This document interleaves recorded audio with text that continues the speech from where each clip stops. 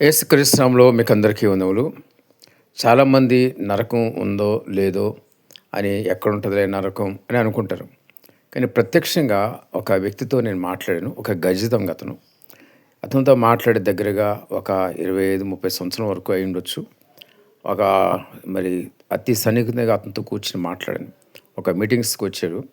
ఆ మీటింగ్స్‌లో సాక్ష్యం చెప్పడానికి వచ్చినప్పుడు అతనితో అసల "నువ్వెలా దొంగతనం చేసావు? ఏంటి?" అన్ని వివరాలు అడిగినప్పుడు ఆయన చెప్తూ వచ్చాడు. అయితే అతను ఆ దొంగ ఎవరంటే, ఆ గజ దొంగ స్టోర్‌పురం దొంగ.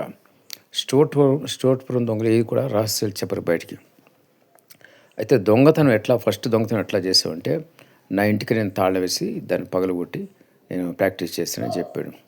ఆ తర్వాత వాళ్ళేసే దొంగతనాలు ఎట్లుంటాయంటే, పగలు గాజులు అమ్మేవాళ్ళలాగా, రాత్రుళ్ళు మరి దొంగతనాలు వేయటం. ఎవరి మెడలో బంగారం ఉందో చూసుకొని రాత్రులు వాళ్ళ ఇంటికెళ్ళి భయపెట్టి దొంగతనం వేసి దొంగిలించుకుపోవటం.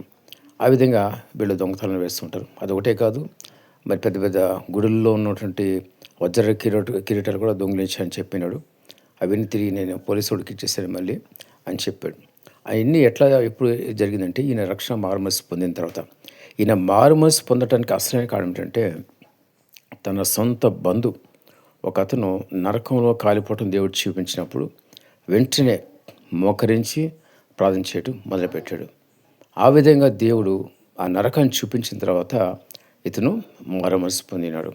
కాబట్టి జ్ఞాపకం చేసుకోండి, ఎవరైనా సరే నరకం లేదనుకునే వాళ్ళు మీరు ఒక్కసారి గమనించండి, అర్థం చేసుకోండి. నరకం అనేది ఉన్నది. అనేక మందికి దేవుడు నరకం చూపిస్తూ ఉంటాడు. నరకం ఎలా ఉందో చూపిస్తే అనేక మంది వాళ్ళు నరకం చూసిన తర్వాత మరి మారుమనస్సు పొందడం కూడా జరుగుతుంది. కాబట్టి నరకం లేదనుకునే వాళ్ళు ఎవరు కూడా నరకం లేదు అని అనుకోవద్దు. నరకం ఉన్నది, పరలోకం రెండు కూడా ఉన్నాయి. అనేక మంది పరలోకానికి కూడా వెళ్ళొచ్చిన వాళ్ళు ఎంతోమంది ఉన్నారు. కాబట్టి గమనించండి, జ్ఞాపకం చేసుకోండి, నిర్లక్ష్యం చేయవద్దు. మరి నిర్లక్ష్యం చేస్తే నష్టపోయేది మీరే. మారుమనస్సు పొందండి. దేవుని వాక్యం సెలవిస్తుంది, అంతటా అందరూ మారుమనస్సు పొందమని. దేవుడు చెప్తున్న మాటలు నేను చెప్పే మాటలు కాదు.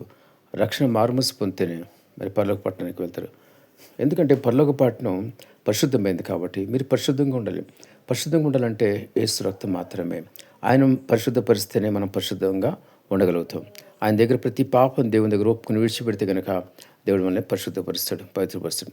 హృదయమంతుడితో దేవుని దగ్గర పాపాలు ఒప్పుకోవాలి. మీ మనస్సాక్షి మీకు చెప్తుంది ఏది తప్పు ఏది ఒప్పు అనేది. వాటన్నిటిని కూడా మీరు దేవుని దగ్గర ఒప్పుకొని విడిచిపెట్టండి. మంచి మనస్సాక్షి కలిగి ఉండండి. అప్పుడు మీలో పశ్చాత్తాపం అనేది వస్తుంది. ఎప్పుడైతే మీరు పశ్చాత్తపడతారో దేవుడు పరిశుద్ధపరిచి పవిత్రపరిచి పరలోక రాజ్యానికి సిద్ధపరుస్తాడు. దేవుడి మాటలను దీవించి ఆశీర్వదించును గాక. ఆమేన్.